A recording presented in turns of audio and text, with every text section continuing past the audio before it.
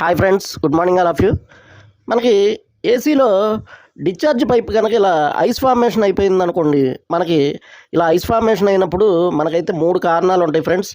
ఒకటి ఏంటంటే మనకి ఇలా అయినప్పుడు ఎక్కడైనా కానీ లీక్ అనేది అవడం వల్ల, మనకి ఎక్కడైనా లీక్ అనేది ఉండడం వల్ల మనకి గ్యాస్ అనేది ఆ పిఎస్ఐ అనేది తగ్గిపోయినప్పుడు ఈ రకంగా మనకైతే ఐస్ ఫార్మేషన్ అవుతుంది. అలాగే ఇక్కడ చూపించినట్టు లీకేజ్ చూడండి, ఇక్కడ డిశ్చార్జ్ వాల్ లీకేజ్ అయింది.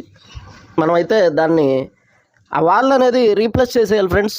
అంతేగాని దానికి టెఫ్లాన్లు అలాంటివి వేసి వాటిని సరిచేయడం అనేది మనకైతే కరెక్ట్గా ఉండదన్నమాట.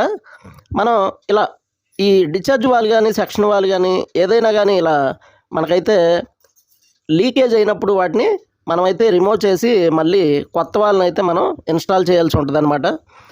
ఇవి ఏవైనా మీరు పూర్తిగా ట్రైనింగ్ తీసుకుంటేనే మీకు ఆ వాల్స్ రీప్లేస్ చేయడం అనేది భయం లేకుండా వచ్చింది ఫ్రెండ్స్. Thank you.